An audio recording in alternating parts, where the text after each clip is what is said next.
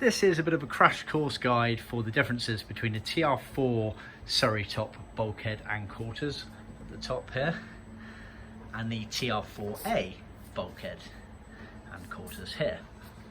All related to the bodywork around the wheel arch on the cars and these corners here. The TR4, the earlier car, was a bit flatter up here and it was a smaller edge here and a bit more cut off here, as you can see, and it's all related to the bodywork, so they intertwine like that. Obviously that would be at a completely different angle like that, tucking on round with the vinyl, whereas the TR4A onwards was much fatter, as you can see.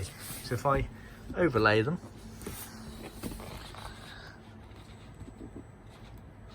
you can see they're exactly the same. If I just match up all the edges, apart from the TR4A on the bottom there goes down more, it's fatter, deeper down this edge here, and the quarter panel, the exact same principle applies. It's exactly the same, apart from you have this segment here on the TR4As.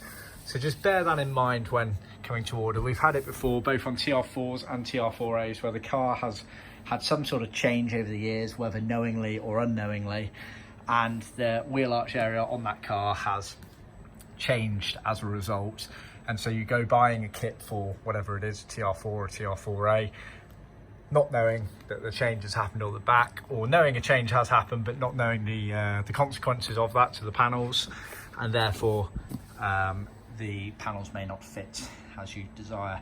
TR4As in theory could be changed into the earlier TR4s, but not the other way around.